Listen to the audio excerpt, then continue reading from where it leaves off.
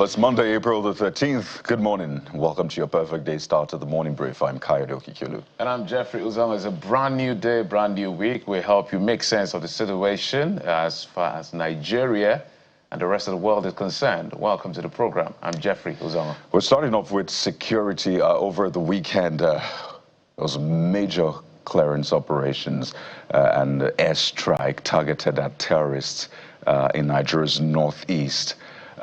But when you started coming in, what seemed like a celebration started to seem shaky, because we understand that several persons are feared killed and others injured following airstrikes at Jili Market near Fuchimeram village in Gaydam local government area of Yobe state. By the way, Jili is a border community with Damasak in Borno state and is located over 200 kilometers from Damaturu, the Yobe state capital. The incident, reported by residents and local sources on Saturday, has now become a major point of controversy. Well, for the Nigerian Armed Forces, they see this as precision airstrike targeted at terrorists who were in the market, that's Jili Market, conducting business, basically getting supplies. And for the military, this was targeted to basically cut off all of their logistics, all of the supplies that the terrorists get. But on the flip side, it's been said that that is a market that also has civilians. That's the Jili Market. And that's why you have the reports of civilians being killed and targeted in that attack. This is classic at this point, where you have Nigerian Armed Forces targeting what they describe as either terrorist areas, and then you have the reports that casualties include civilians and everyday people. One thing is clear.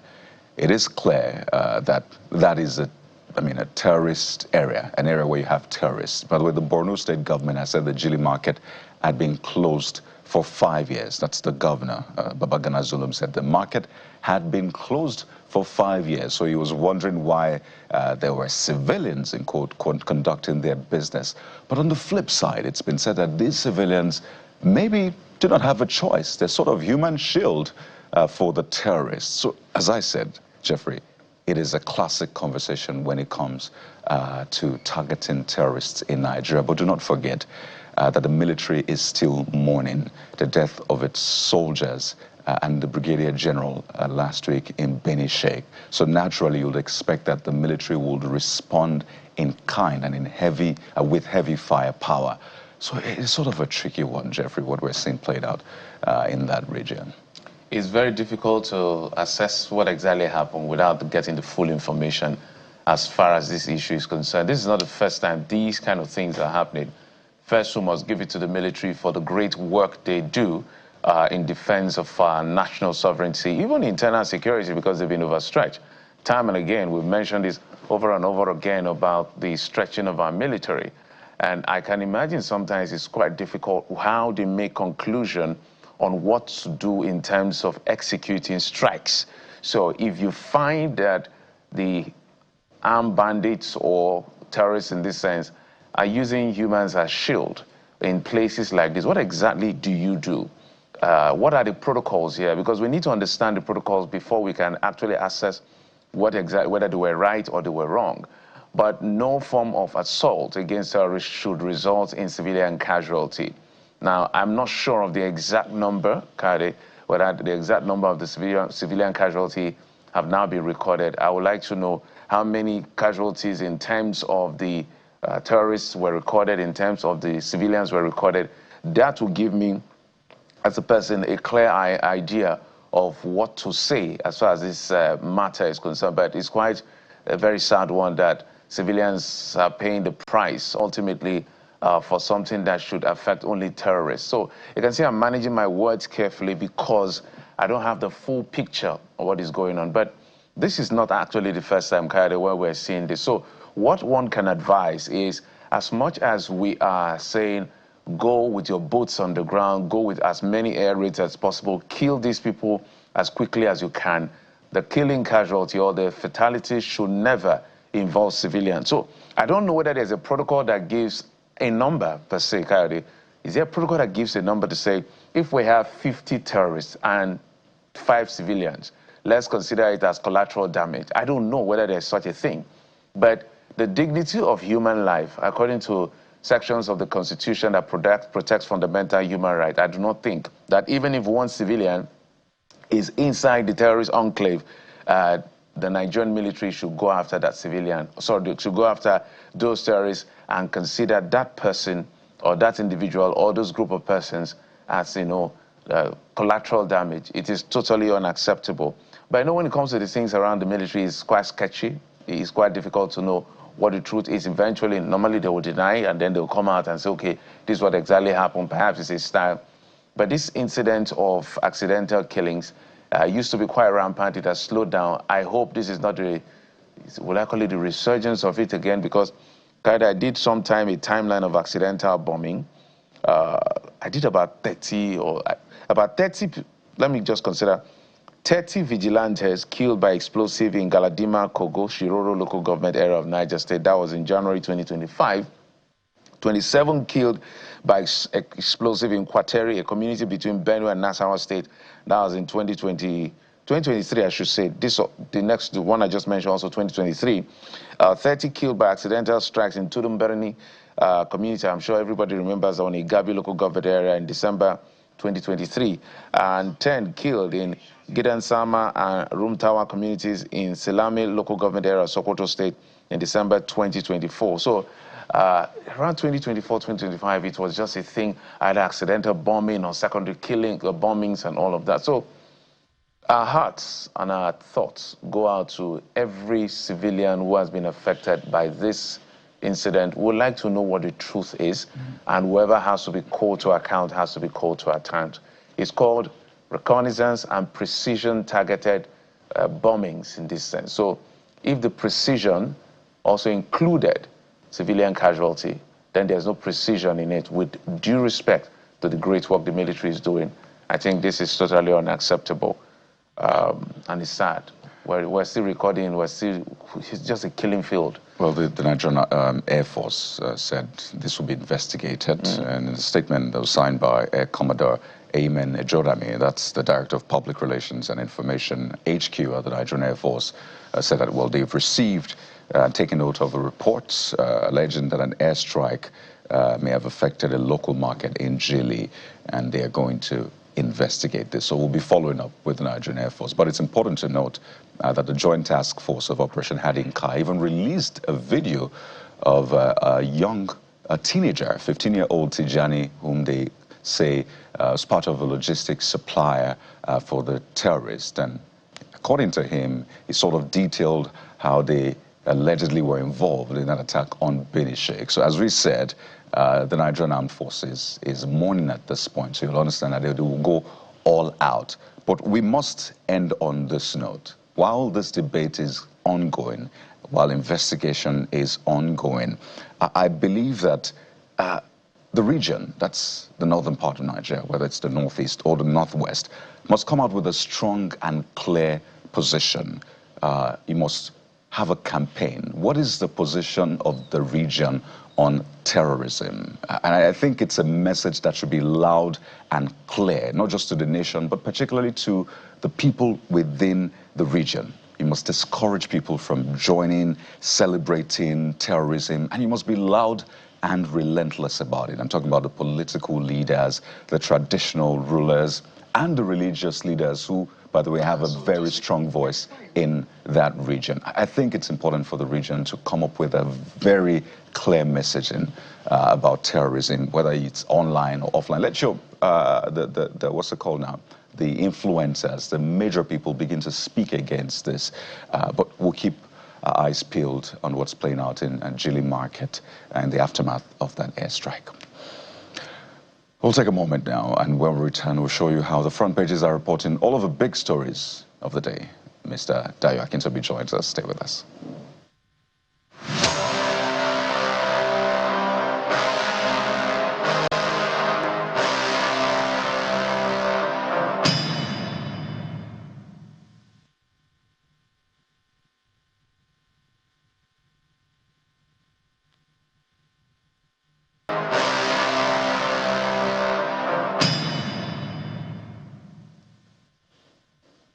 You're welcome back. We have joining us on the program Mr. Dayo Akintobi, a journalist and a man who loves Monday.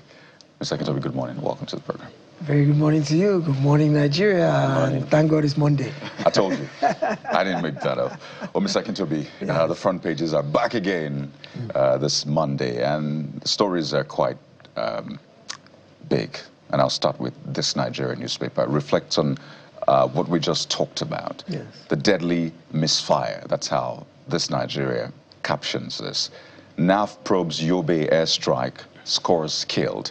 Military says terrorists' main target. Amnesty International, others demand thorough investigation. Now, this has caused quite a debate, not just locally, internationally as well. And for those who say, well, this is the way to go, they say, did you see the attack on Benishek? Did you see the kind of losses we recorded, including a brigadier general? So for them, it's mourning, and you know the stages of grief. They want justice whichever way. And they say whoever is in that Jili market doing business with terrorists should be considered a terrorist. Add to the statement from the governor of the state who says that market had been closed for 5 years, so nobody should be doing business there. But on the flip side, they say, well, why didn't you wait for the terrorists to maybe exit that market? Why didn't you wait for them to go to their own operation base, then attack them? Is it that you don't know their operation base? Why should we have civilian casualty if that is the case? I don't know what side you belong, Mr. Akintobi. How are you interpreting this? This is why this type of war is so difficult to fight, and why it's been years and years and years of trying to arrest it without success. I mean, let's think back to the days of Sambisa Forest, when it was a major hub for terroristic activity, and the general consensus was, why is it so difficult to just carpet bomb the place? And part of the handcuff on the military then was the fact that there was civilian activity in Sambisa Forest, and they had to be conscious of collateral damage, because war is not a zero-sum game. You have a specific target that you need to neutralize, and you have to be just as conscious of possible collateral damage. So it's a delicate balancing act. You don't, because you want to eliminate a terrorist, risk the life of an innocent Nigerian. Then the question now becomes, what is an innocent Nigerian? Who is an innocent Nigerian? From what the governor of Borno State said, and the warning he gave after this incident, it's clear that some of the natives were giving logistic support to some of these terrorists. And the terrorists, of course, had embedded themselves within those communities and more or less were using these people as a human shield. But the question then becomes, does that justify a carpet bombing to eliminate any and all if there are non-combatant or non-militant Nigerians involved? In other words, as you said, do you seek to separate the terrorists from the quote-unquote innocent Nigerians? The fact that Nigerian villagers are giving logistic support, how do we know they're not threatened? How do we know it's not a do-or-die affair for them, that if we don't hide you, if we don't give you fuel, if we don't give you shelter, if we don't give you food, you will kill us? So they might be under duress. We don't know. So I don't think we can just assume that whatever support they are giving is voluntary, is willing, that they are co-conspirators. So some kind of way what needs to have happened was a separation needs to occur.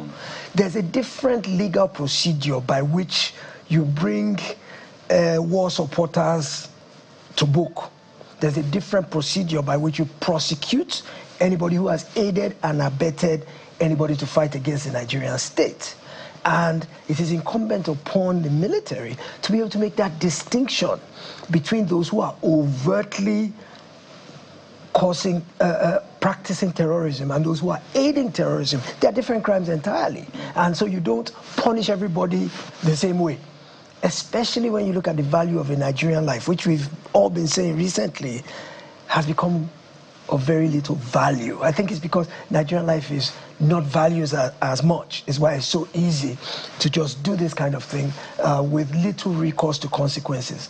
I heard in this particular case, the terrorists went to the market to procure supplies, do this and do all that. And they were trailed to the market, probably by ground forces who are providing intelligence to the Air Force.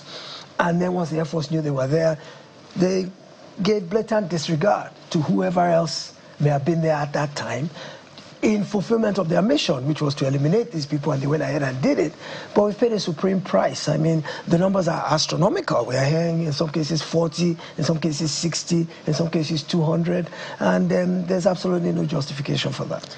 You know, I've seen this statement that was earlier released, and if you had seen the terms used by the military, saying, you know, this was precise, this was conducted to the detail, and of course we eventually then started hearing that there may have been civilians associated. So I wonder for you, if one, you see this as also a failing of government, because ideally you shouldn't have terrorists taking control of an area. In Nigeria, you recall former president, late President Muhammadu Buhari, who had said, well, his government made major gains, that, you know, there used to be scores of local governments or communities being taken over by Boko Haram, but he's been able to get them off and all of that. But it looks like that is clearly contradictory. So, one, isn't that a failing of government? These people should have government who they pay taxes to, but instead they pay taxes to terrorists, as we understand. That's on the one hand. And secondly, the narrative from the region, the leaders, do you hear enough statements condemning terrorism and saying, we stand against terrorism as a people, as leaders, and this is not what truly represents us? Do you hear that enough? Because that has also come up recently. Well, you can't have a government within a government, and once upon a time they used to actually raise flags. Once they've taken over a village or taken over a community, they put up their flag, which is in direct contradiction of the Nigerian state. The only flag that's legal in this country is the Nigerian flag. And by the time a group of non-state actors are running a government or running a community, it's an absolute failure of government. It simply means they've become a government and they've supplanted the government in power. So there's no question about the fact that it is a lapse in government authority and influence that a non-state actor can actually take over a community, issue levies, issue rules, curfews, movements, what people do, give them the rules by which they live. And in late President Buhari's day, he said, quote unquote, that they had uprooted everyone out of these communities. I still think there were some that were still under control, but probably not as prominent or not as public facing. And it seems to be there's this resurgence nowadays to where you see a lot more non-state actors in control of ungoverned spaces. Nigeria is a very big country, and states like Borno are so vast in landmass that you wonder how much of it can the authorities cover. Now, your second issue, the northern leaders, I don't think they've been vocal enough. I mean, you've heard the Sultan speak, even Babagana Zulum, the governor of Borno, spoke yesterday. But some of what they say, especially when you look at it that it is their territory that is largely affected by this, you would expect them to be up in arms, a lot more vociferous in opposition, objection and contention to this issue, that they'd be the ones haranguing the federal government and you know, importuning the government to take more steps, to be bolder, to be more assertive, but they seem to be lukewarm. Their effusions do not correlate with somebody who is really, really, really pained about what is happening. They seem to be a bit too lackadaisical, like, okay, it's business as usual. Perhaps we're all desensitized to what's happening anyway, but because they are in a position of responsibility, of constitutionally protecting lives and property and pursuing the well-being and happiness of their citizens, they cannot afford to be inured to the daily depredations of terrorism like we are. They have not just a constitutional responsibility, but a moral one as well, to be more conscious of what is happening to their people and to rise up against it. I've seen one or two of them go to Abuja to talk to the president to probably, but it's more of condolence visits, it's more of sympathy, I sympathize with you, or I come to give you a report or an update, as opposed to seeking real ramping up of the war on terrorism. So yes, our leaders, especially the northern leaders, probably could do more to especially inspire their people, to let their people know that we care about you and we're concerned about what's happening to you, because Government House is not under threat in the state capitals, and there are people in the areas that are being, terrorized, are far removed from the cloistered halls of the state houses. So you get the sense that because they're cocooned in lavish surroundings and living, they don't feel the pain of their citizens, And so, yes, I think a lot more pressure needs to be put on the leaders to be able to speak up more. It's not enough to just say, I commiserate with the family, I go and visit them, the victims in hospital. There's got to be more proactive steps by the leaders, not just the governors, traditional leaders, community leaders, religious leaders. The job belongs to everybody. When you look at it critically, it's a mixed bag of many things. Mixed bag of lack of clarity in messaging, or mixed messaging in this sense, even by the government itself. We've always said that when you hear, even within the security architecture, those in charge of our security, on one hand, you're hearing things like repentant bandit and all of those kind of things. And then on the other hand, you're hearing kill them all because they're enemies of state.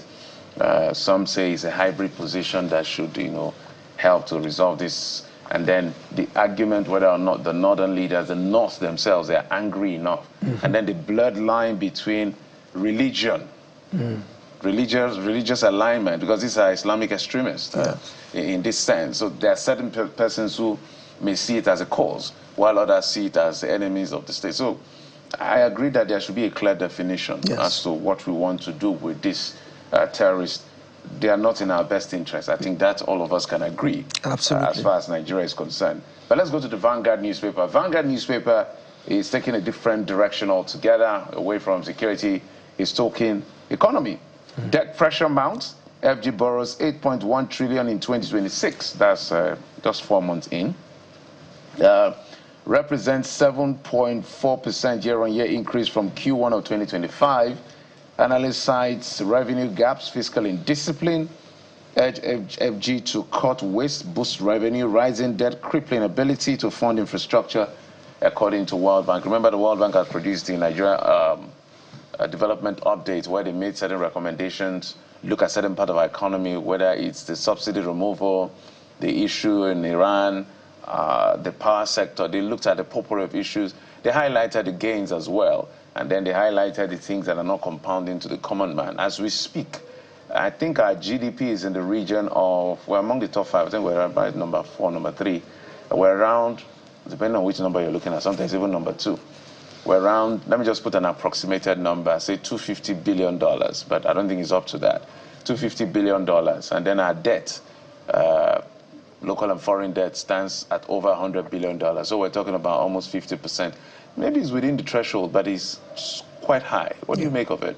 Well, there's nothing wrong in and of itself with borrowing. Debt itself to fund infrastructure and fund social services and fund so many of the things that we require for the sustenance of daily life. There's nothing wrong with that. Where the problem comes is twofold. Number one, the funds borrowed, are they going for the purposes intended? Is there transparency? Is there diligence? Is there prudence in the way those funds are deployed? And then secondly, the thing is, the funds, the money you borrow, what's your ability to repay? If you are spending it on something that's not revenue generating, or that down the road will not lead to improved revenue generation. Say, for example, you build a road. Okay, let's take the coastal road, for example. We borrowed money to build it. It's going to take years to pay that money back. Suppose they don't toll the coastal road. How will that coastal road itself lend to maybe greater revenue for the government that it can use to pay back the money. Okay, so you open up communities along the road. Trade begins to thrive. Commerce begins to thrive. Goods can move faster from city to city. So commerce is improved. So there's more taxes to government's coffers. So you look at that and you say, okay, maybe not today, maybe not tomorrow, but down the road, this coastal road, not only will it bring succor to Nigerian people, but it will also improve revenue generation due to increased economic activity along the corridor. So you can justify that kind of borrowing. But there is no lender in the world, even to countries, who will not look at your accounting and say you want to borrow X number of naira. What's your revenue and how much do you already owe? How much disposable income do you have left? Because there's no lender who wants to give you money without being assured he can get it back. So the fact that we are still able to borrow and people are giving it to us means we are still within the threshold to where lenders are comfortable enough of our ability to repay. Whether it is forward sales of oil, whether it is from government revenue, whatever the case may be, they are confident that we can pay back. So I think the onus lies on the issue of what we do with the money, what we're borrowing it for, and the sort of fiscal recklessness that report is talking about, that the borrowed funds sometimes are used for things that are not priorities, that are not important. So we are mortgaging our future or the future of our children and grandchildren on things that are not necessary for sustenance of life today, that don't improve the quality of life of Nigerians today. And so I'm not too worried yet, even though it seems high. I still think we are within the threshold, because the moment we cross over the threshold, many lenders will begin to look askance. Of course, they're the exploiters who will know that you can't repay, but as long as you still have oil in the ground that they can collateralize and they know they will ultimately get their money back, they will still lend to you. So I think we have a good set of financial managers. I think from the Ministry of Finance to the Budget Office to the CBN, I think we have competent people in charge at the moment that ultimately I think they are in good control of our fiscal situation, to where while the debt ceiling is worrisome, but remember, the debt didn't all come from here. We've been carrying it from previous administrations. That's not to say this administration hasn't piled on as well, but I don't think it's to the point of concern yet. Oof. Interesting times. Let's take the Abuja Inquirer, Mr. Kitobi. And yeah, there you have it. The Abuja Inquirer, okay, leads with the 3.3 trillion naira legacy debts payment. Hope improved for electricity as Tinubu okays that. So that has been in the news for a while. And I think to a large extent, what Nigerians want is the power itself, right? Yeah. Make the repayments, which is at the heart of all of this. But that's what you have. Hope for improved electricity as Tinubu okays 3.3 trillion naira legacy debt payment. The Minister of Power promised us a short while ago that within 2 weeks we'd see improvement in power. And coming on the heels of that was this announcement of this payment of 3.3 trillion, or an agreement to pay the generating companies, the power suppliers, the people who generate the power, to pay them 3.3 trillion. So Nigerians had been looking forward to the fact that we would get relief very soon. Part of it, Secretary. Yes. So that's me. So that's the previous one. The latest one is outrage as Air Force bombs market as course killed. Like, come on, the 3.3 trillion naira is old. Okay. So that was the old edition. The new edition, and I take this, it's me. The new edition has outrage as Air Force bombs market as course killed. Air Chief orders investigation. Yes. Army Zulum ex-Quas defend. Strike, and that's something we have spoken to time and again. And perhaps we can speak to this one that also concerns security. Repeated U.S. embassy closures fuel security anxiety in Abuja. I'm sure you've seen that that advisory from last week.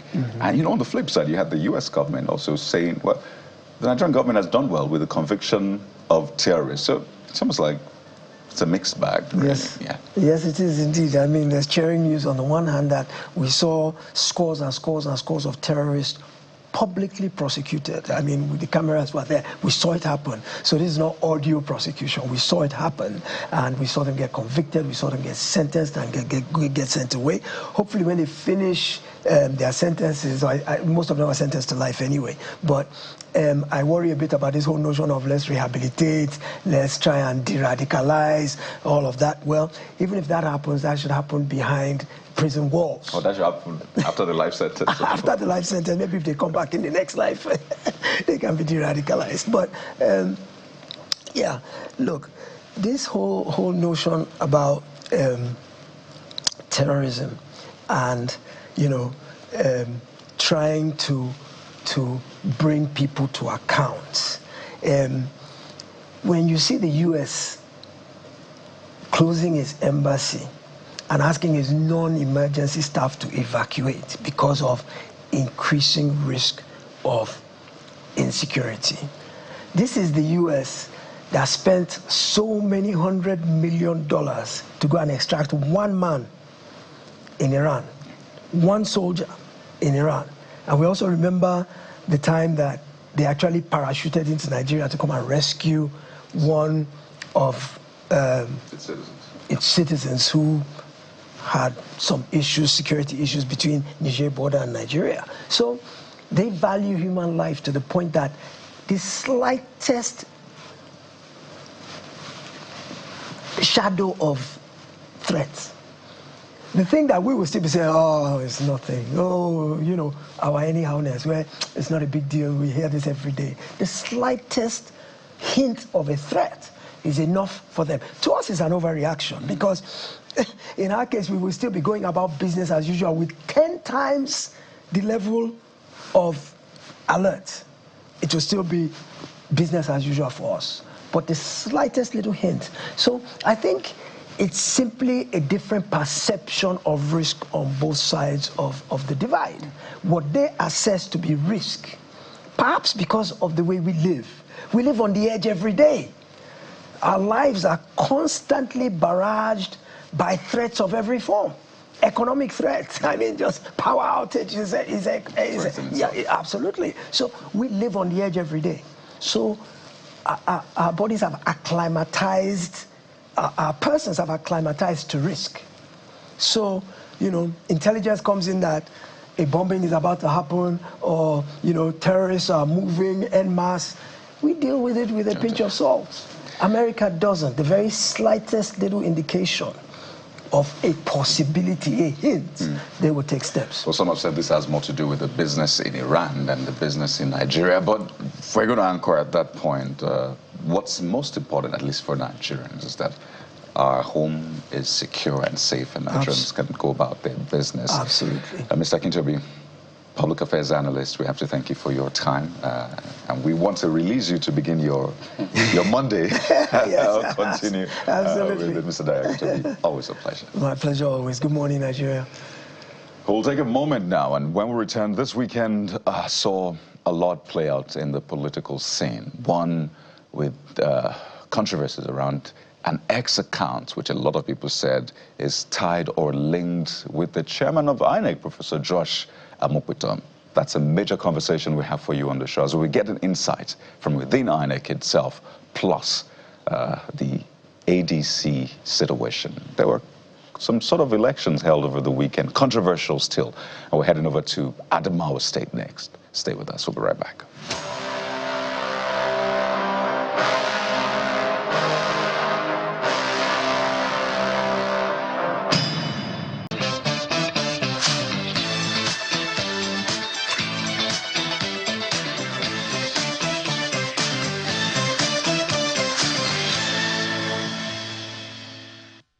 The court is still going to be sitting to decide what's the fate of the ADC. In fact, as we speak, there are multiple cases. One is headed to the Supreme Court. The other is an injunctive order, mandatory injunction being sought by the David Mark group of the ADC. Now, Nafiu Gombe is still insisting on the leadership of the party, and that will be decided at the trial court before Justice Emeka Nwite. The appeal court has said this has to be accelerated because there is no time. Today is 13th. So 10 days in, from 10 days from now, we should still see primaries, or should be expecting primaries of political parties to start happening. Now, based on the appeal court judgment, because of the appeal filed by Senator David Mark over the non-injunctive order by the trial court, that the court now said everybody should maintain status quo ante bellum, which is the bone of contention in the ADC.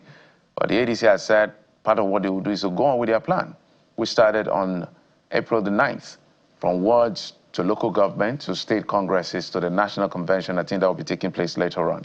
Now, that has happened despite the decision of the court to say everybody should hold fire. Now, I can go in between all of the details, but it's too much to handle. But let's go to one particular state, and that has to do with Adamawa State, where Congress is held and a new leadership has been elected, but there are also court cases within Adamawa State. Let's bring in the people at the very eye of the storm. Sadiq Ibrahim is the newly elected chairman of the ADC in Adamawa State. And Johanna is also, I think, was a subsisting chairman before this newly elected chairman. They're going to break it down for us. Gentlemen, thank you so much for coming on the program. Thank you. If you can hear me, gentlemen, good morning. Good morning. Okay, Mr. Johanna, let me start with you, Mr. Johanna. What exactly is the issue with Adamawa ADC as it is right now? What is necessary for the public to know? I don't want to give the detail. I want it to come from you. What is causing the crisis in Adamawa ADC?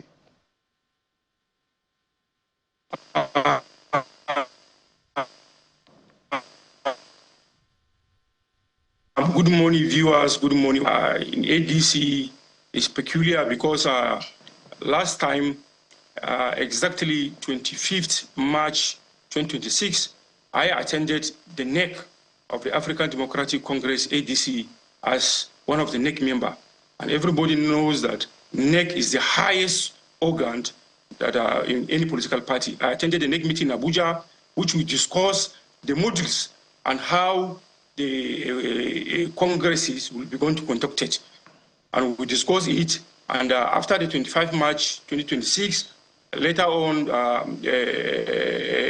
Congress committee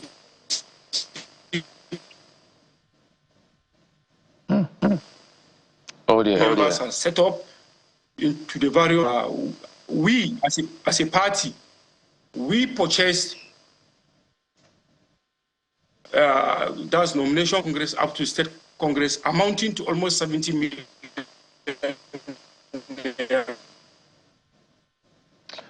Mr. Johanna, my apologies. I don't know what's going on with the network. We'll come back to you in just a moment as soon as we're able to sort out what the issues are.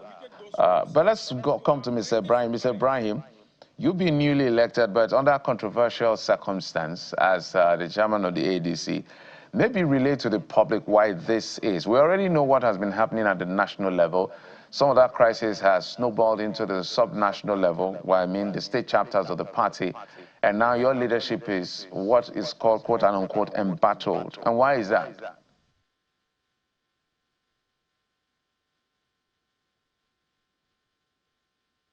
Mr. Ibrahim? All right. What is yeah? Please go ahead, Mr. Ibrahim. What was the question again? I didn't hear that. I was saying that, if I understand very well, you're the newly elected chairman of the ADC, but this is under a very controversial circumstance. Walk us through what is generating this controversy. Well, as far as I'm concerned, there is nothing like controversy in the election that we held in Adamawa State, both from the polling units to the wards, local government, and then the climax, which took place day before yesterday on Saturday, and then the subsequent declaration yesterday, and then the swearing in of the new ESCO, of which I'm heading. So I don't know who told you or who told the world that there was any controversy. I don't know that. But you can see Mr. Johanna here is also fighting for a spot in the ADC, so it's not about who told what. There cannot just be a controversy if there are no dramatists personae in this particular one. What is their agitation? Maybe let me ask it that way. Well, Mr. Yohana has never been chairman of ADC at any point in time in his life. Not only in Adamawa, but anywhere in the world. He went to court to assert that his position. And before Justice Manji of the Yola High Court here, and the High Court said clearly in a judgment that was delivered on the 27th of March, that Mr. Yohana has never been a chairman of ADC in Adamawa State. He was never elected. And that judgment is now 4 months old, because we're in April now, and he has never appealed against that judgment. So I don't know on what basis is he contesting his position. He has no basis at all. The heart of this, really, for a lot of people, is some sort of war between former Vice President Atiku Abubakar, former SGF Babachir Lawal. But I understand Mr. Yohana is back. So you can land on the point you were making, Mr. Yohana, because for Mr. Sadiq Ibrahim, he says you were never the chairman. There is no issue here. So Mr. Yohana, you can land on that, then we'll move to the next talking point.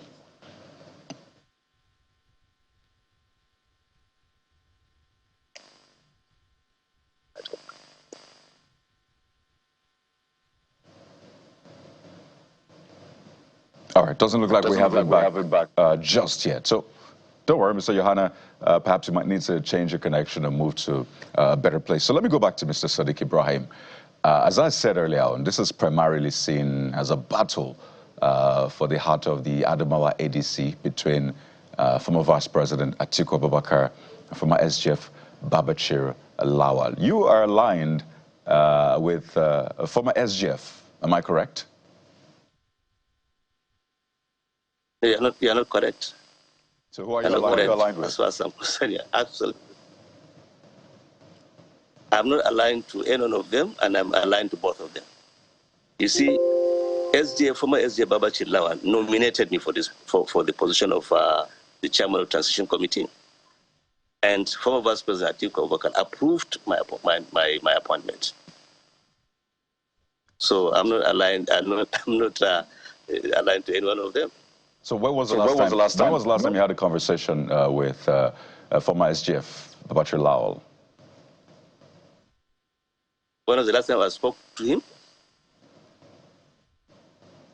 Did you ask me that? Yes, that's what I did. What did you say? What was the last time I spoke with him, or what? I can't hear you. Yeah, Mr. Sadiq Ibrahim. Yeah, that's exactly what I said. When was the last time you had a conversation with him?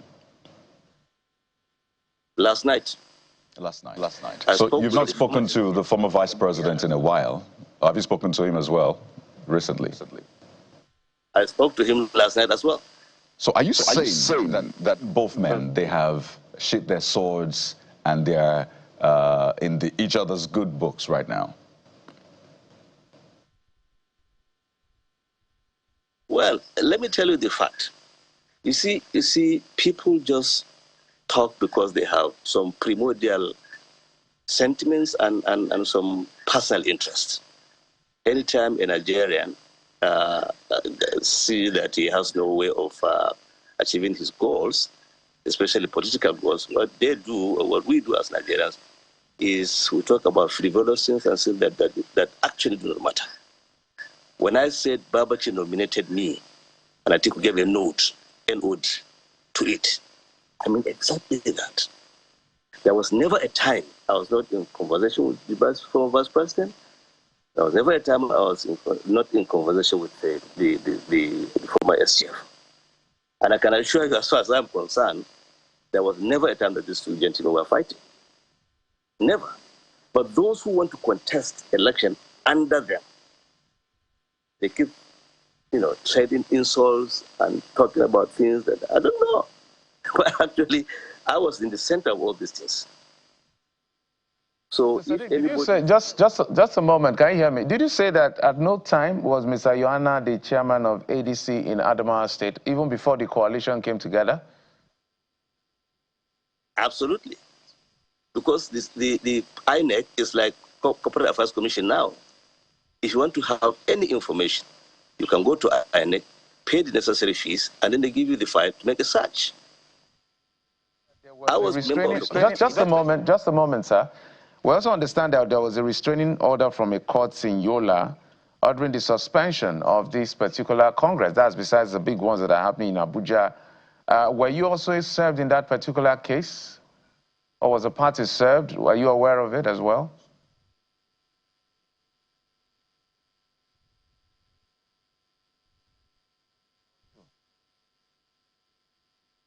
Oh dear. Mr. Johanna, let's see whether we can bring you in so that we don't have a one-sided conversation. So for the purpose, the audience here, the Adamawa State ADC, there's a debate whether it's a divided house or not because there are back-end interests. However, Mr. Johanna said he served as the chairman of the party, passed for the coalition, and then argument about whether it was consulted or not. Well, Mr. Sadiq, that you see just elected as a new chairman of the party, but there was a restraining order from a court in Yola stopping the Congress besides what has happened at the national level. So we're trying to find out what exactly it is. When it comes to political parties and the law, it's always a very tricky one. But let's see whether we can establish what the bone of contention is here. Mr. Johanna, are you back now? Yes, sir, I'm back. All right, we've not been able to hear much from you. So let me just reiterate what Mr. Sadiq has said. First, I want you to respond to the fact that he said you are not known to the ADC at any point in time in history to have led the ADC. I would like you to respond to that. Number two, help us establish this court case or the restraining order by the court and what court it was obtained from, whether they were served and they were in notice as far as that court case is concerned. And what's your position as it is now, because they've been inaugurated as new leadership of the party in preparation for the national convention. So 3 questions in one, so that in case the network cuts you, we still have some value from this conversation. Thank you, sir. Thank you, sir. From the very first instance, with due respect, Mr. Sadiq Dasim, all what he's saying is false statement, completely false statement, by saying that in any time I've never been the chairman of ADC in Adamawa State. So I don't know, he too, he did not resign from APC, that is claiming to be chairman elected under controversy in Adamawa State. This one is clear. So if you can go to street in Adamawa State, go to every angle, any angle to ask, everybody will tell you that I've been the chairman of ADC for almost 3 years in Adamawa State. Yeah. 2, to my own part, I don't think there's any election conducted because there's no way on earth. In fact, there was not a unit Congress election. There was not a World Congress.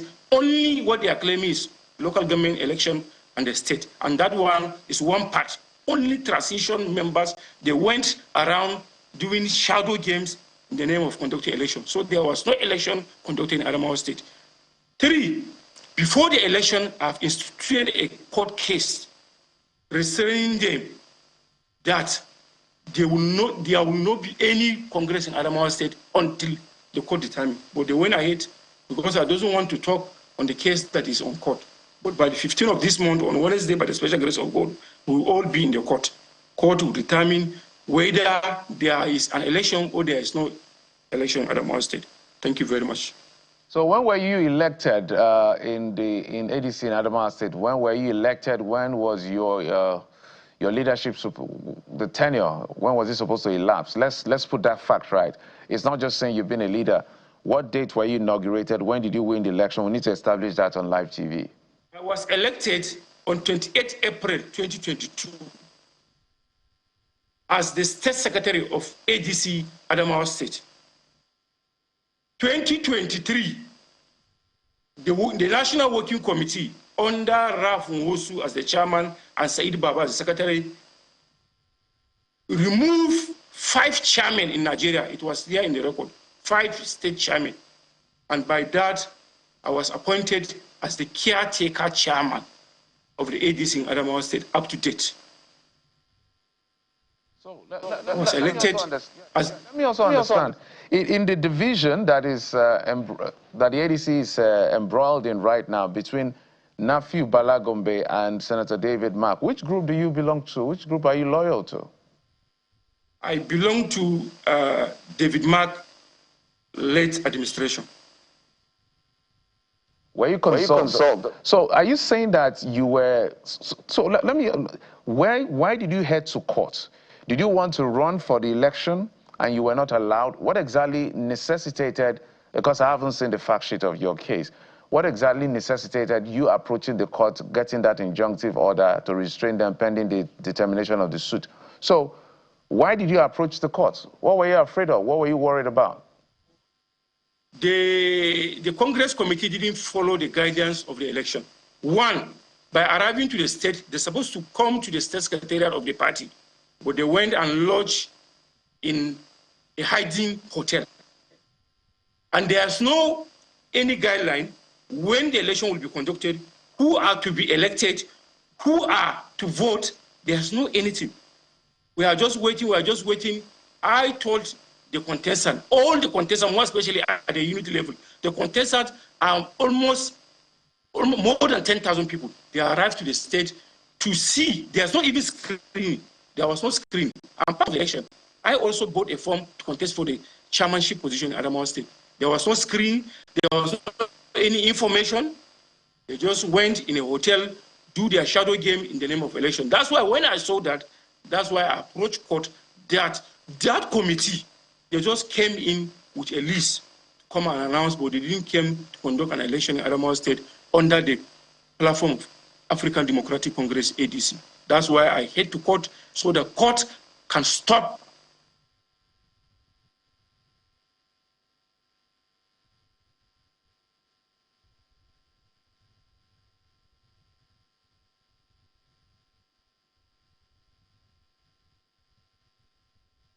I hope you can hear me, Mr. Sadiq Ibrahim. Let's wind down with you. This conversation is very important because it speaks to the strength of the coalition. A lot of people want to see something different from what we've seen in the past, whether it's in the PDP, the Labour Party. So they were hoping that the ADC will present that. So what exactly is at play here? And is this something we should get used to with the ADC? Because there's also the Senator Aisha Binani angle as well to all of this. That's for Mr. Sadiq Ibrahim on a final note. Well, actually, if people have inordinate ambition to contest election, they have to go by the rules. And these rules have been laid down by the ADC from Memo 001 of 2025, when they proposed and implemented a coalition program, making the transition team for each state. And I headed that transition team. So we are going by the books. But some of them felt that they should start campaigning even before we have a party. And I put my feet down. I said, no, there will be no campaign until we have a party. So some of them got infuriated and started campaigning when they didn't have a party. So eventually, when we came to transmute from transition to state leadership, we advertised. We told the whole world that timelines are set. From so date to so date, this will happen. From so date, this will happen. They would have none of it. It's an ongoing conversation. I've seen the order of courts restraining the Congress, and if we had time, I would have asked you whether there were screenings and proper consultation, but we don't have so much time anymore on this particular issue. So we wish you guys the very best. Sadiq Ibrahim, ADC chairman of the group, and Shehu Yohana also claiming the leadership of the ADC in Adamawa State. Gentlemen, wish you the best. Thank you. Thank you very much. We're going to be looking at a couple of issues, from national security to this issue about whether or not Joash Amoputan, the chairman of INEC, is partisan or not, based on what is being stated as to the trail of his digital footprint that has generated a lot of concern, plus other issues. Stay with us.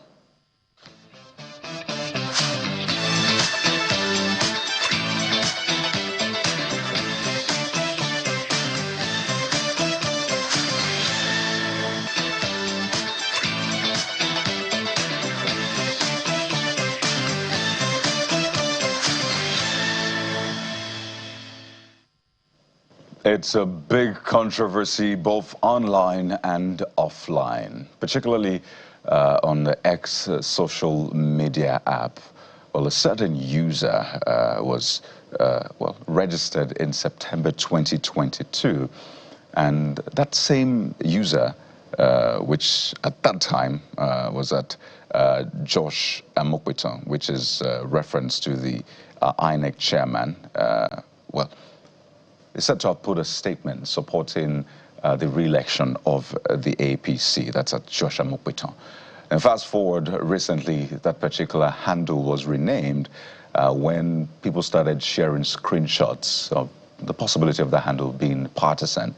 It was changed to at Sunday Vibe 00. And there's been a lot of back and forth, a lot of unearthing information around the number which was used to register, the email address which was used to register, and for a lot of people, they're now calling for the resignation of the INEC chairman, Professor Josh Amokwiton, over alleged partisanship. So today we want to get to the heart of this matter because lots of things are flying on the internet, and X's AI assistant is also in the mix. What is true? What is hallucination? What is not true? What can we hold on to? Well, we're joined on the program by someone who has a very firm ICT background. In fact, he's the director of ICT at INEC. Dr. Lawrence Bayode joins us virtually on the program. Dr. Bayode, good morning and welcome to the show. Good morning to you and good morning, Nigerians. Well, Dr. Bayode, let me just ask you straight up. I'm sure you've been following that conversation. Did Professor Josh Amokwiton at any time use a handle or own the handle at Josh Amokwiton? Based on the official statement issued by the Commission sometimes last week, the chairman does not maintain any personal X account. Therefore, any content being attributed to such an account is not recognized by the Commission as originating from it. And for me, this is not about an individual. This is about how digital impersonation and misinformation can target public institutions. And I think our duty is to protect truth, verify facts, and ensure Nigerians are not misled. Our right to ask questions. Why? Because in a democracy, trust must be earned, and also trust must be protected. Dr. Bayode, how then do you explain all of the forensic detailing that has come up? One, the email address that was used to register that particular handle is said to be the same email address on Professor Josh Amokwiton's Unijust CV, and a phone number reportedly ending with 99, which is similar to the same number on Professor Josh Amokwiton's CV. So these were questions asked Grok, by the way, which is X's AI tool. And Grok has been saying, well, from what I have seen, that particular handle is linked to the INEC chairman. So who exactly is lying? Is it INEC or is it X's AI, Grok? What we are seeing is something bigger, honestly. What we are seeing is digital impersonation. Yeah, you said something earlier that that account was at some point on the day that this first came to fore. That account was renamed. The content there maybe will have been manipulated. Again, the important issue here is how digital impersonation and content manipulation can mislead the public. And don't forget the email addresses and the phone number that you just mentioned. I think all these are public, they are in public domain. So anyone who wants to create havoc can use all this information of anyone and use this as the wheel. Lied, because a lot of questions ask Grok says that account is possibly linked to Professor Trasha Mukwito. So is Grok hallucinating? Is it some sort of bias that Grok is playing out here? Just to be clear, because you're an ICT person, this is your field that you know very well. Yeah, you know, Grok honestly can hallucinate just like any modern artificial intelligence system. But I think the key is to verify important information, especially for decision or public communication. So yes, any AI system can hallucinate, and so Grok can also hallucinate. Let's break it down for those who are not familiar with how technology works. So it's either, okay, let me put it this way. Is it possible to use someone else's email address to open, social media account, in this case, X? Is that a possibility? I'm just asking from a very layman point of view. Yeah, it's possible if your people can hack into your system, if your system is not well protected. If not for a time like this, when our social media platform are protected by two-factor authentication. My Facebook system was once hacked. My WhatsApp platform was once hacked. And honestly, in this digital world, anything can happen. Like I said earlier, what I've seen is something bigger. Like I said, digital impersonation and misinformation. It's for me, is what is happening. Is what is happening. So let's walk. Yes, let's walk back, Mr. Bayode, just to put the fact right. So, for those who don't know, maybe you can help us. Has the chairman ever been on Twitter? Is he on Twitter? When did he join Twitter? I want to start from there before I ask my next question. Yeah, when on Friday, when I saw this stuff on Twitter, I went to the chairman, and I said, sir, something is happening to your Twitter account. And he said, what? I said, did you just change your Twitter account? He said, what is Twitter? I said, I can't even remember using a Twitter account. I said, okay, something is wrong. And he said, what? And I told him what was happening.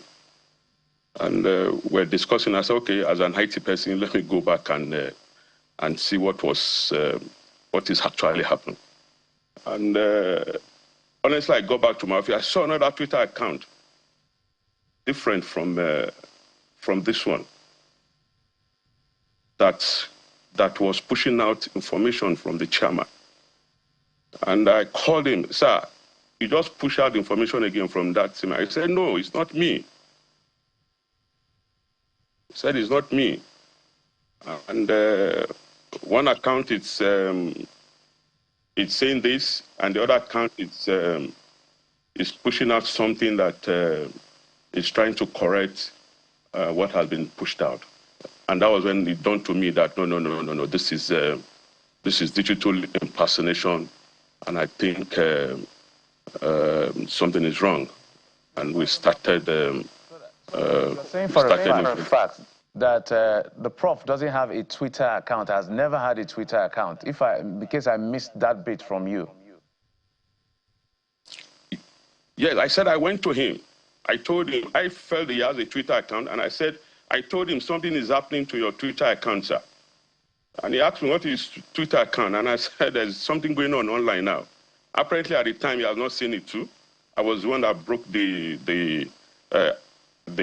news to him. I think I was there when the CPS2 walked in, and they came with the same information. And I said, oh, no, I think I need to go check this thing. But when I go back to my office, honestly, I saw another Twitter account in his name. This Twitter account was pushing out positive things about the chairman, as if he was the one pushing out those things. And that was when it dawned on me that, no, something is something. I get your drift. I just want a categorical answer. Has there been any time in his life where he had a Twitter account? That's all I want to know from your interaction. I know it's not your account. You work with the commission. Does he ever had a Twitter account? That is fundamental. Yes, that's what I've been saying. I went to someone to tell him that it looked as if your Twitter account has been, and he said, what is Twitter account? He said, doesn't have a Twitter account. And by the time I got back to my office, I saw another Twitter account in his name. And in all this investigation that we started doing since Friday, we've seen a lot of social media accounts in his name. And I kept asking him, did you create this account? Instagram, Facebook, all this account in his name. Some created back in 2018. So the question is, who would want to impersonate him, for example, in 2018? I know he's been a lawyer, senior advocate, but hey, he wasn't the INEC chairman then or in 2022. So who would want to create an account at that time to impersonate him? Does it make sense? Yeah, but the footprints are there. It doesn't lie. They are still there. You can also verify those angles are still there. But what we are doing now is to pull down all those angles before they use it to tarnish it. You know, this is a very, very touchy subject. It touches at the heart of the integrity of our electoral umpire, that is INEC.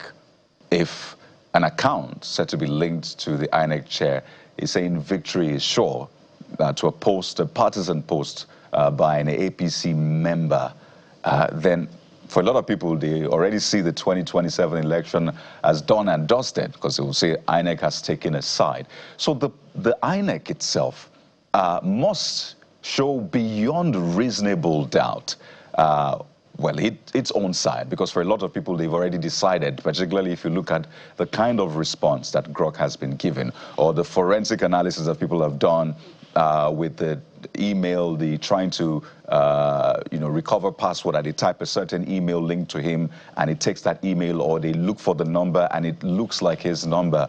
So INEC has a job of work to do, and I'm wondering, what is INEC going to do to prove to Nigerians, really, that these accounts or that particular account is not in any way linked to the INEC chair, if you can? As we speak, even though you're saying that some guys have carried out forensic investigation on that account, but as we speak, there is no verified forensic evidence linking the chairman to the post. But what I want to say is, if this can happen to an INEC chairman,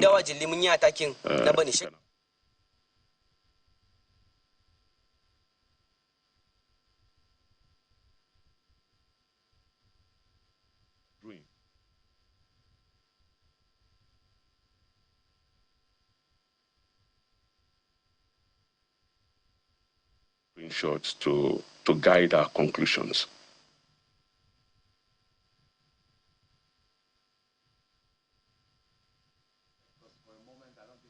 What you were saying as you were responding, there was a bit of a distortion. But in addition to that, I was a bit curious when you said the INEC chairman said, what is Twitter accounts? This digital age, and he's chairing a commission that has electronic transmission as an element. But in landing on your thought, to maybe double down on Kaode's question, is Besides, is INEC going to do maybe an internal audit within the commission, aka forensic on its own, or the statement is just about enough? Or what exactly? Because this is the image of the electoral umpire as far as this, whether or not it is politically motivated or not, it has to be beyond reasonable doubt that Professor Muthbiton, you know, that's why I kept asking the question, has he ever had a Twitter account? Because that is going to solve a lot of problems. So beyond the back and forth in terms of releases and statements, what beyond that has to be done, in your view, as a tech expert, to just bury this or take it even further? No. For me, we are not burying this. We are taking it further. We are taking this further because even though, like I said, we have referred this to security agencies, and like I said, we rely on evidence. We're also going to be engaging a third party, a forensic expert to also help look at this. We are already looking at it in-house. I will not base my judgment on screenshot. I will not allow that to guide my conclusion. I know that the commission will engage a third-party forensic expert to also look at this, and that will guide I think that will guide the conclusion of the commission. Yeah, We will not just keep. Yeah, we are preparing for election. This is happening. No, we won't just keep quiet. We need to look at all this. We are going to be deploying the technology massively during 2027 general election, and if this is already happening now, then we need to ensure that we we do the needful. So we know that's your thoughts are well noted. What I wanted to also add to the effect that because they can use your phone number, use all kinds of things, but what makes this a bit tricky is email, its exact email address. So the issue of being hacked to use is going to be a question for consideration. Kyle? Yeah. Part of this is just how independent INEC is, whether it's partisan or not. But if you eventually now find out that indeed that account is linked to the INEC chairman, does that change things for you? Yeah, of course, and that was why I said that I will not rely on. I will rely on evidence. I will not rely on screenshots, and I'm sure that the commission also will also rely on evidence. I will not rely on screenshots to guide its conclusions on this matter. All right, Dr. Bayode, we have to thank you for your time. There have also been issues raised around the president's aide releasing a statement credited to INEC, and then people saw INEC releasing that statement afterwards. Yes, there may have been issues with timeline and when INEC released it, but we just want an independent INEC, an INEC that is non-partisan. That's what Nigerians want. And we'll be speaking to you in the coming days, Dr. Biden. I want you to give Nigerians your commitment to come back with all of your findings, whatever the case may be. Is that a commitment you're making to Nigerians, Dr. Biden? Yeah. In today's digital world, honestly, perception can be manufactured. The truth must be verified. And as an institution, our responsibility is to ensure that Nigerians are guided by facts, not by Thank you. Well, Dr. Bayode, we have to thank you so much for your time. And of course, we'll be speaking to you in the coming days. We've been speaking with Dr. Lawrence Bayode, the Director of ICT at Nigeria's Independent National Electoral Commission, over this controversy regarding Professor Joshua Muthbiton, whether or not he has an X account and whether or not he's partisan. Thank you for your time, and we wish you the best in this. But speak to you soon. Thank you so much.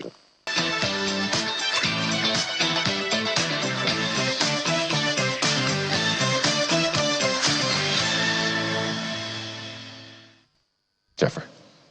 All right, we're not done with that conversation. We've talked to the technical people, the ICT people, the techies. Let's talk to a lawyer. Kevin Udim joins us. Mr. Udim, thank you so much for coming on the program.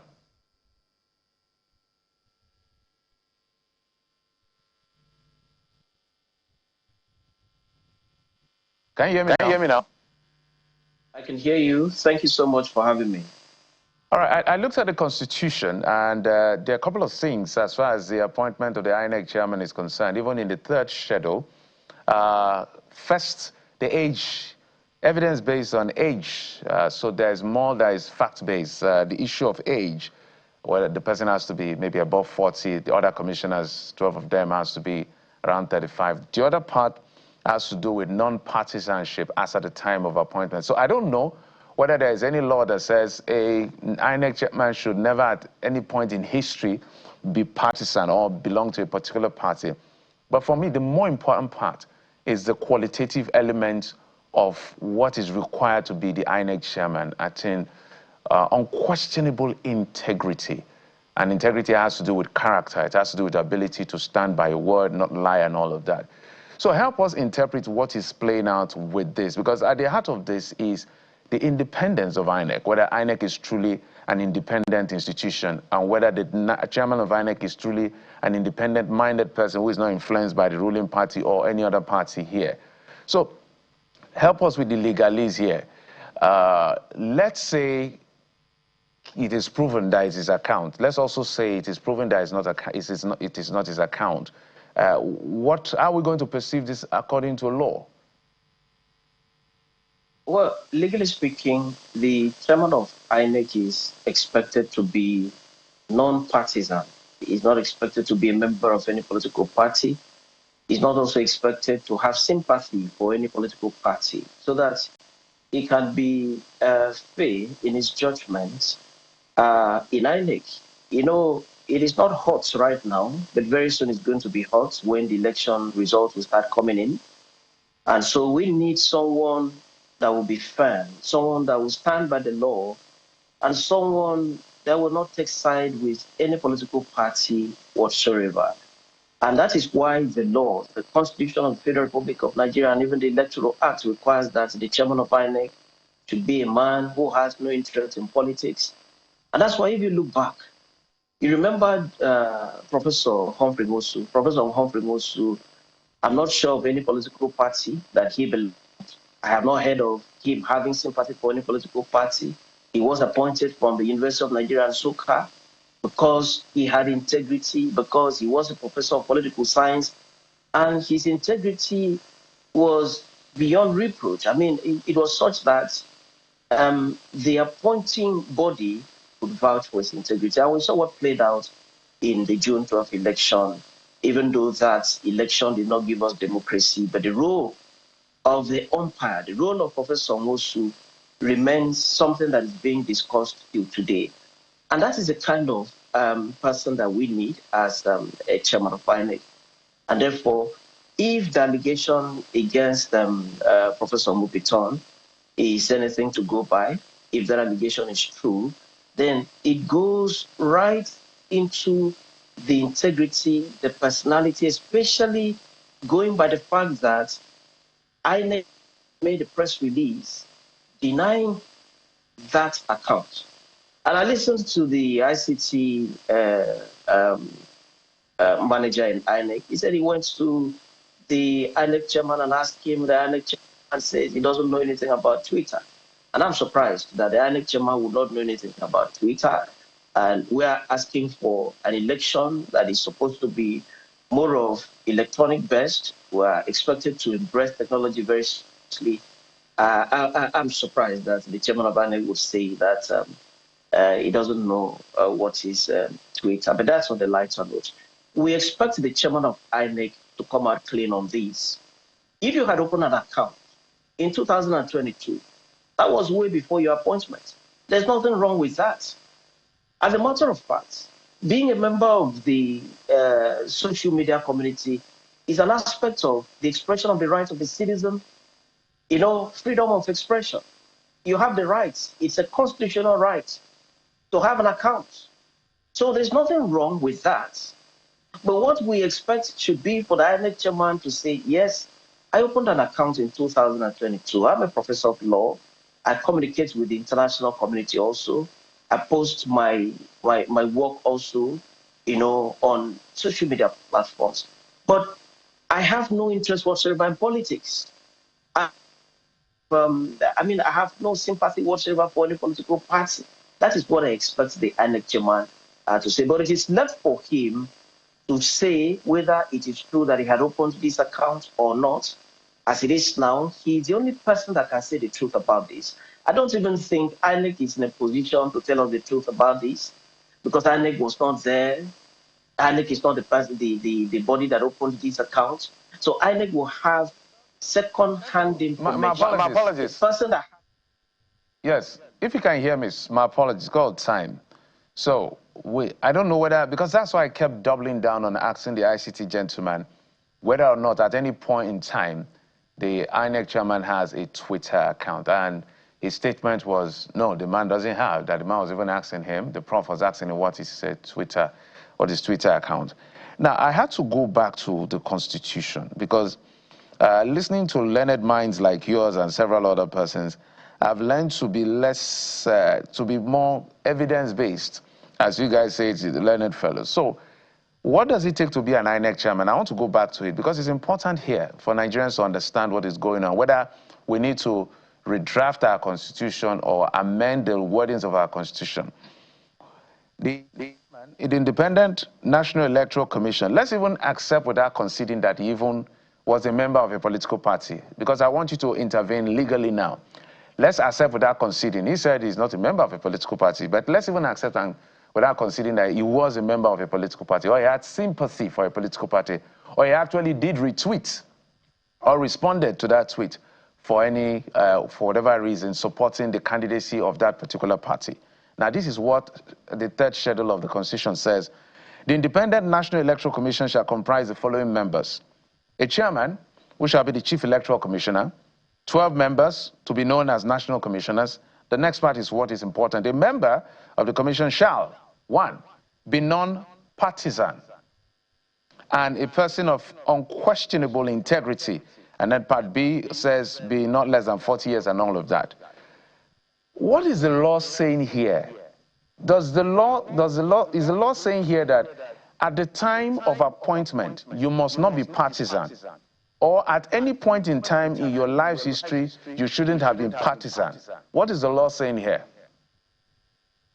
Well, the only interpretation you can give to that section is that at the time of your appointment, you are not partisan. You are not a member of any political party.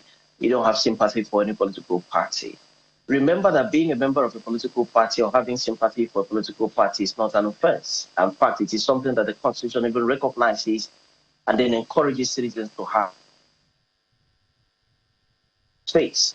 However, at the point of appointment, if you are a member of a political party or you have sympathy for any political party, you are expected to reject that appointment because you are to sit as a referee. And so you cannot be a referee in a football match and you are inside, you are wearing the jersey of a club that is going to also play in the match that you are officiating. And therefore, if the INEC chairman had been a member of any political party at the point of his appointment, he was expected to say that to the Senate or say that to the person that is appointing him, oh, sorry, Your Excellency, I have sympathy for this political party, and for that reason, I think I'm qualified, or I do not want to be appointed because the Constitution, remember, he's a professor of law and is expected to understand the law very well. And so he should have even cited the Constitution to the president to say, Your Excellency, by this section of the Constitution, I hold on strongly to my membership of this political party and I'm not ready to trade it for any appointments. And to that extent, he shouldn't have been confirmed. Now, if you want to look at the tweets by the chairman of INEC, he said victory is sure. That can be interpreted to mean that he had sympathy for the APC, assuming that that account is correct. I'm still finding it very difficult to have the explanation given by INEC about that account. That account has the correct email account of the learned professor. That account has the correct phone number of the learned professor. So INEC needs to do more than the press release to convince Nigerian citizens that the learned professor knows nothing or knew nothing whatsoever about that account. Like I said, the INEC chairman is the only person, in fact, he's the most important person in this direction to let us know whether he has that account or he does not have. INEC does not really know much about it at this point. Now, it takes me back to 1974 when there was the Watergate scandal. President Nixon was accused of having authorized the burgling of the office of the opposition political party. What was his first reaction? He denied it. Nobody has ever accepted things like this. But when the hits came so much on the shoulders of President Nixon, he accepted it and then resigned. Now, what I expect now is for the forensic experts to investigate further, to let Nigerians know if it was truly Professor that owned that account. If he was the person that owns that account, I hope that the learned professor is going to do the same thing that President Nixon did, the 37th president of the United States of America did in 1974 by honorably, turning in his resignation so as to allow that institution to be governed by someone who is apolitical and has no interest whatsoever or sympathy whatsoever, for any political party. He is still presumed to be very innocent of this at this point. But for the fact that the chairmanship of INEC requires someone whose name will not drag the commission too much into the media space, by this time we should be talking about how prepared INEC is to deploy technology to the election. We should be talking about how we're going to have free and fair election. We shouldn't even be talking about the personality of the chairman of INEC. So he still presumes to be very innocent at this point, but I think that he needs to come out clean. I saw him grant interview the other day to Ruben Abati of Arise Television. Perhaps there is need for the INEC chairman himself to call for press conference of all the media houses in this country and clearly address this issue, and then be ready to take questions, openly uncensored questions, and then provide answers that will be satisfactory to Nigerian citizens. Because at this point, if anybody says that the explanation given by INEC has resolved this issue, that explanation has not resolved this issue. And I feel that INEC is also writing too much lately in their press releases, 3 pages, 4 pages. The more they write, the more they expose things, the more they bring questions into the arena. So I feel that there is need for the learned professor of law, in view of the position that he occupies, to call for a press conference, call channels, call Arise, call every media house in this country, have a conversation with them, be ready to take questions, and from there we'll know truly whether the INEC chairman is clean of this or not. Because for me, if he knows something about the account, the fact that he has denied now puts a question mark about the integrity of the person that is supposed to be an umpire, and that is not very good for our democracy.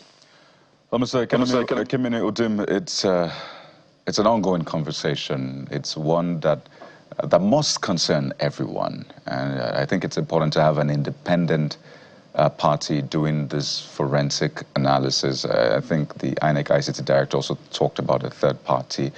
But this is a very important one, and we have to thank you for your time, Mr. Kimini Udim, a legal practitioner.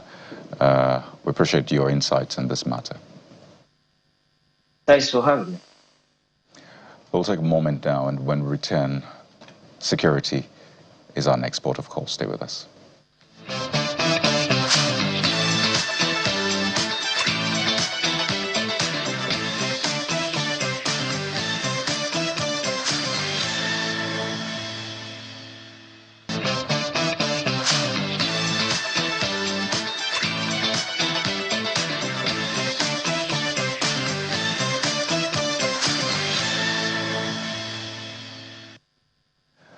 Welcome back to the program. Well, the airstrike by Nigeria's Air Force and Joint Task Force of Operation Hadin Kai for the military was a win. But then reports emerged that civilians may have been targeted in that particular airstrike. And we've seen a lot of them in the hospital, and a number of them also reported to have been killed. And it's like we're back at this point again. So let's get a sense of where we're at. And we're joined on the program by MD Aquiline Intelligence and Defense Consultant, Mr. Oyekachi Adekoya, joining us virtually on the program. Mr. Adekoya, good morning. Welcome to the program. Yeah, good morning, Kaudi. Thanks for having me, and good morning to you guys. I'm sure you have seen all of the angles regarding that airstrike on the market, well, in Yobe State, but on the border, Borno and Yobe State. What do you make of it, first off, before we get into the different angles? Well, Kaude, it's never very simple to analyze issues like this because on the one hand, we've seen the statement from the Borno State government claiming that those markets had been shut down. And, you know, there's no business operating the market. We've seen the counterclaim, seemingly almost a counterclaim from the Yobe State government. Their counterclaim is not that, you know, the market has not been declared a terrorist enclave area for their logistics and resupply.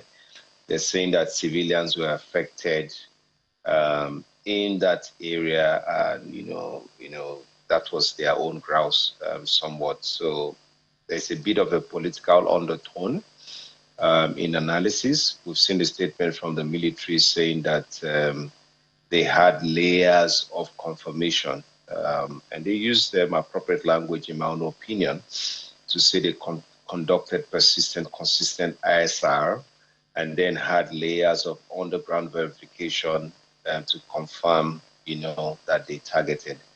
But what is clear is that a lot of people died, one. What is also clear is that the area is generally considered as a terrorist enclave and has been so for a long time, going back almost 5, 6 to 10 years.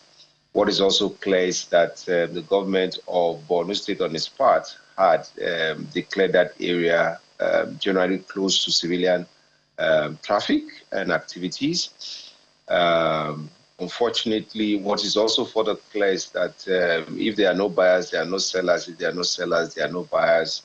And in an economy that is depressed as ours, perhaps people who have wares and there's a ready market, perhaps when they're to sell, whether or not they're selling to Boko Haram or people who are considered enemies of the state. So there were civilian actors within the area, and there were also some of these elements within the area. So I think that's an assessment of what has happened, really. So there was another video that was put out by the Joint Task Force of a certain Tijani, a 15-year-old, who's said to have also been some sort of logistics supply.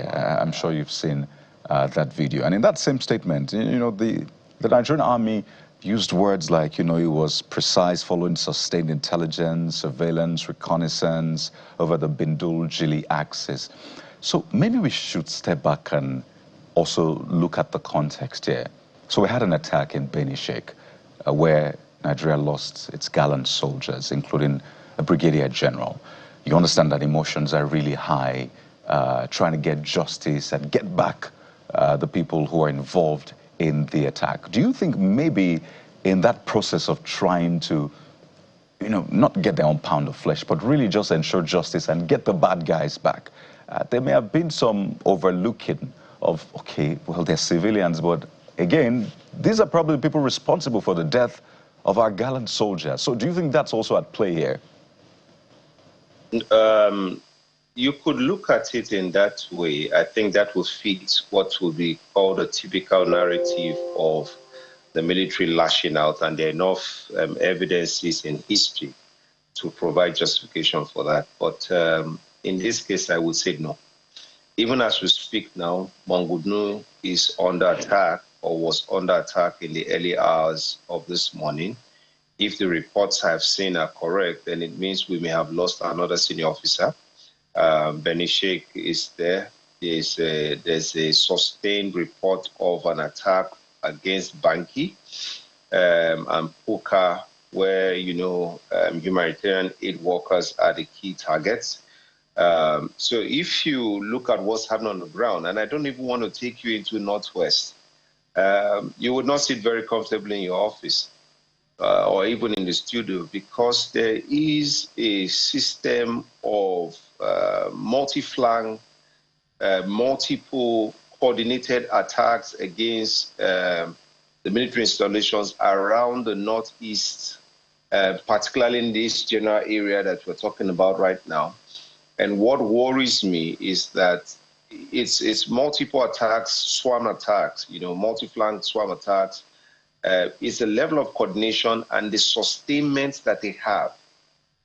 Because if you see the video that the NA did post out, the report would suggest that they were going to go to the Jilili market, refresh, restock, resupply, and then head to some other garrison towns to conduct some other attacks. So the sustainment is, again, the bigger problem. Now, when we go to the northwest, when you're seeing 40 armed assailants with AK-47 moving from local government to local government, the areas around Kano, Zamfara is just a bit of an issue right now, Katsina, Kebbi, and then you're seeing the freedom of movement and the coordination and the attacks going on. Unfortunately, there will be collateral damage, quite unfortunately and sadly. So there are plethora of issues. I don't want to say conveniently in supporting narrative that the military are lashing out, and therefore let's call a spade a spade. The government of Borno has designated the area a terrorist enclave and has closed down those markets. Now, if people are there selling and transacting within a terrorist enclave, you can also follow the logic to say they're also selling and aiding terrorism and actions against the state. So would you really say they are innocent civilians? You can make that case. But, if there's one innocent person dead, then that's unfortunately part of the collateral damage that we talk about when you have actions of war going on. So I don't want to say that it's tied to the loss of a brigadier general. No, I don't think that is the case. I worry about the amount of incidents we are seeing. I worry about Nigeria's ability to be fully on top of the situation.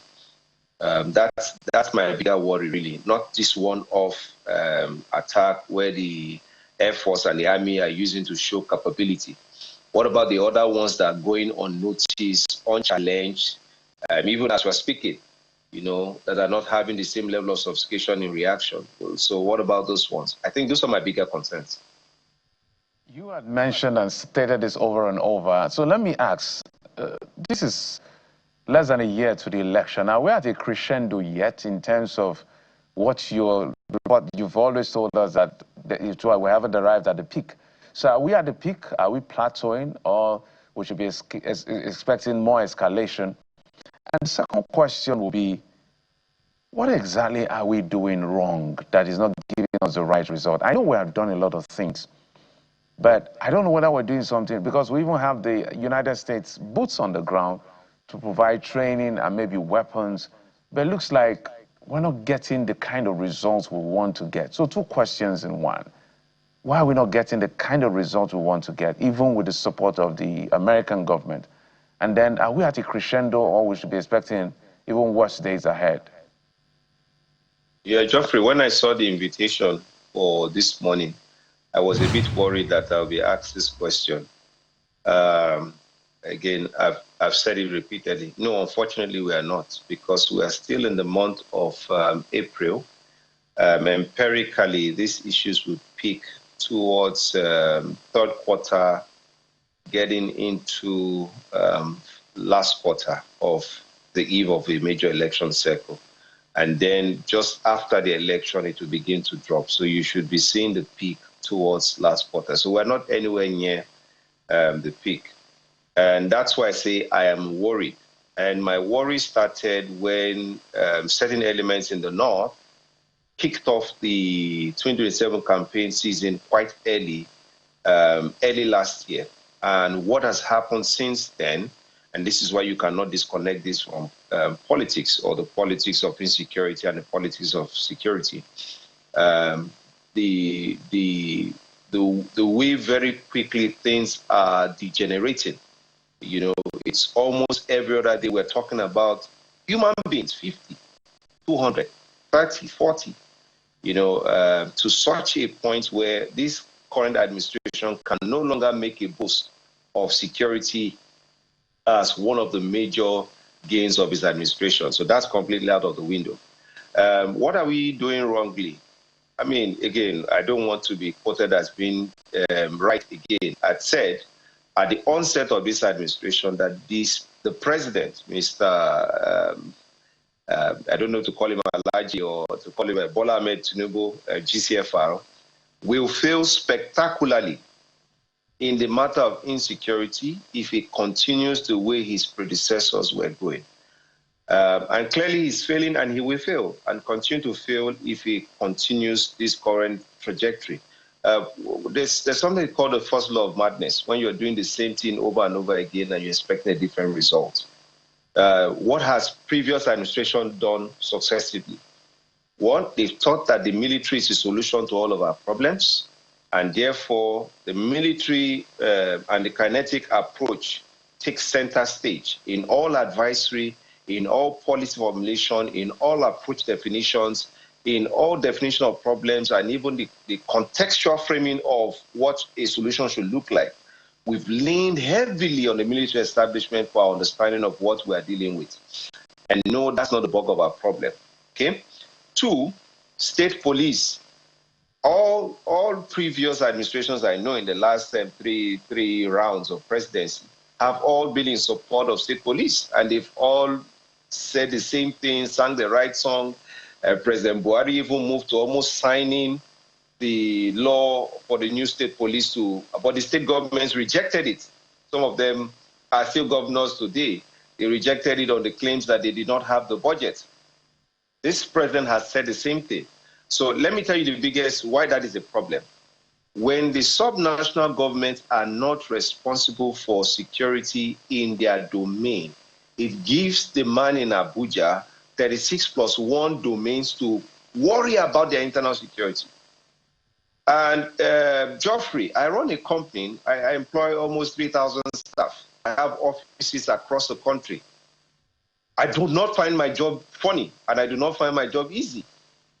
Just for this small size of company I operate, let alone tasking one man with responsibility for 37 territories. Some of these territories are bigger than a country. And then you say we're not going to be dropping the ball. And some people are making analogies of mining, this, that, and that. The truth is that accountability, responsibility for security must be localized. Until you do that, you cannot give the federal government a bit of a respite to have an helicopter overview of what is happening, and then give the federal government the ability to tool itself with specialized forces to deal with issues of territorial integrity and near-neighbor security threats. So when the federal government is the one chasing the rats in the house and doing the sweeping and the cleaning, who is going to do the work of strategic thinking? The other problem I have also is, and I need you to do some research on this. The NSA, the ONSA, Office of ONSA, is completely broken. It is not the way it should be. ONSA should not be having command. ONSA should be a place for policy, for research, for strategy, for coordination, not to have command and have operations. So when we over-centralize security to the point where our focus is on regime protection, not on the protection of the lives of Nigerians, not on the provision of a suitable environment for economic prosperity and development, once the emphasis is not right on security, then you will begin to see the manifestation. Because what is the manifestation? North Central are washed with insecurity, Northeast, Northwest. Where we are going to is when the context becomes rife, and then you begin to see these incursions peak in the North Southwest, and then you see a peak in the Southeast, and then you see some problem in the South. Then you know that we have gotten to a point, to the height, to the crescendo of this crisis. For now, there's enough space, operational place, doctrinally lapses that allows smallhold actors, different types of actors to convolute the entire security framing, which leaves our law enforcement in a bit of a, sometimes it feels like a bit of a headless reaction, because that's what we're doing. It happens here, we're reacting. the president instructed and directed the service chief to relocate to Maiduguri. That was some days ago. Has that changed anything? And I said emphatically, you can even move the defense headquarters to Maiduguri. In the way we are currently framed up and set up, we won't change anything. Possible killing of another senior officer in Monguno. As you said, it's a situation we are following yet again, and people wondering why are they at risk right now. It just paints a picture of the general risk that the armed forces face in the fight against terrorism. But we're here yet again. Mr. Adekoya, we have to thank you for your time. MD, Akolan Intelligence and Defense Consulting. I really wish there could be a time we'll invite you to talk about the wins, perhaps in the coming days. Thank you once again. Thank you.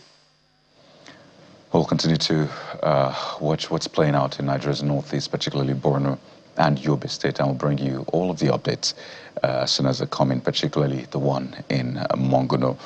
But let's also tell you about some stories making the rounds across the world. A video is making the rounds now of U.S. President Donald Trump publicly criticizing Pope Leo, describing him as weak on crime and asking him to use common sense. Let's take a listen.